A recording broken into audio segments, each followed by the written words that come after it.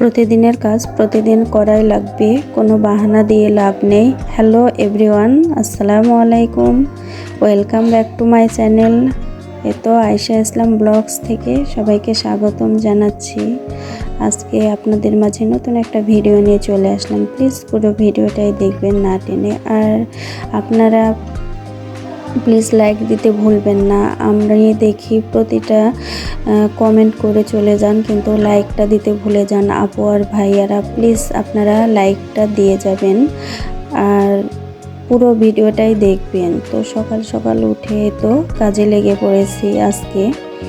আজকে অনেক কাচবো কাপড়। তো বিছানার চাদরটা পাল্টিয়ে নিয়ে তো আরেকটা চাদর ফেলে এগুলো কেচে নিয়ে ঘরের পর্দাগুলো অনেক ময়লা হয়েছিল, সেগুলো কেচে ইস্ত্রি করে নিয়েছি। আর আমার বরকে বললাম যে একটু পর্দাগুলো ঝুলিয়ে দেন, আমি অনেক কাজ করেছি, আপনি একটু হেল্প করেন। তো আমার বর আবার এই তো পর্দাগুলো ঝুলাচ্ছি ঘরে। তো এটা রোজার পঞ্চম দিনের।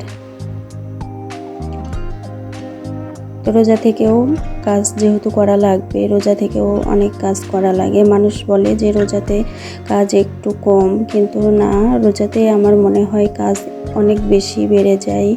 হয়তো রান্না বান্নাই থাকে না দুপুরে, কিন্তু কাজটা অনেক বেশি আমার কাছে মনে হয়। তো আমার বর এই তো পর্দাগুলো ঝুলিয়ে নিল, আর আমি একটু ভিডিও করে নিলাম। আমার বর বলছে যে এটাও ভিডিও করা লাগবে, তো আমি বলছি, হাসাহাসি করলাম অনেক। তো হ্যাঁ, আমি বললাম। তো এই তো আমার ঘরের একটু গুছিয়ে আপনাদেরকে ভিডিও করলাম। আর এই তো বিছানা চাদর, অনেক আগে আমি 2টা বিছানা চাদর আগেও বলেছি যে ব্যবহার করি আমি প্রতিদিন। আপনারা হয়তো অনেক চাদর ব্যবহার করেন, আমি মধ্যবিত্ত ফ্যামিলি থেকে 2টা চাদরই ব্যবহার করি, আর একটা কাচলে আর একটা তুলে রাখি। আর এই তো এদিকে ইফতারি আমরা বাসায় এই তো তৈরি করি, সব কিছু বাসায় তৈরি করি, কিছু হয়তো কিনে আনে বাজার থেকে। আর এই তো যতটুকু বাড়িতে করার ততটুকু বাড়িতে করে নিয়েছি। আর আজকে তো এটা হচ্ছে চীনা মুরগির মাংস। মুরগিটা দেখাতে পারলাম না, সেই সময় আমার শাশুড়ি পরিষ্কার করে নিয়েছে, আমি যেতে তো আমি ভিডিও করে দেখাতে পারলাম না। চীনা মুরগির মাংস আজকে রান্না করব। এই মাংসটা এর আগে কখনো খাইনি, তো খেতে অনেক মজা হয়েছিল খেতে। তো আজকে প্রথম রান্না করছি মুরগি। আমার দেবর এনেছিল, 3টা এনেছিল, আমার ননদকে দিয়েছে একটা, আমাদেরকে দিয়েছে, আর তারা রান্না করেছে 3টা মুরগি এনে একসাথে। এই তো মুরগিটা আজকে রান্না করব।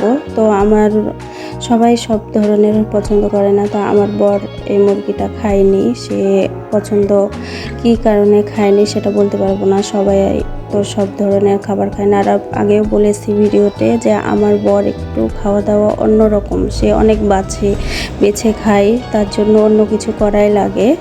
তার জন্য এই তো মাছ রান্না করা ছিল, কই মাছ, সে কই মাছ দিয়ে ভাত খেয়েছিল। আর এই তো মুরগির মাংসটা আমরা খেয়েছিলাম, আমাদেরকে অনেক ভালো লেগেছিল খেতে।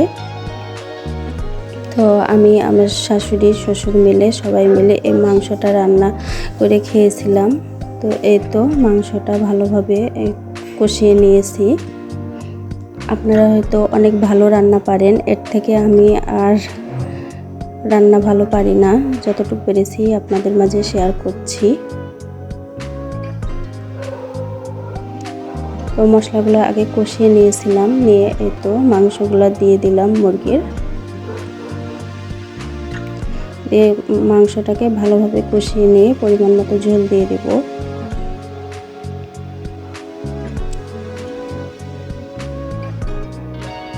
আর আজকে তরকারি আর সাথে তো আমার শাশুড়ি বললো যে একটু সাজনা শাক, রোজা থেকে আমাকে খেতে মন চাচ্ছে, তো অল্প একটু রান্না করেছিলাম সাজনে শাক। আপনারা সাজনে শাক খেতে কে পছন্দ করেন প্লিজ। তো সাজনা শাকটা রান্না করে নিলাম, আর এই তো পরিমাণ মতো তরকারিতে ঝোল দিয়ে দিলাম। আর হয়তো অনেক ভিডিও করতে পারি না, যতটুকু পেরেছি ততটুকু আপনাদের মাঝে শেয়ার করছি।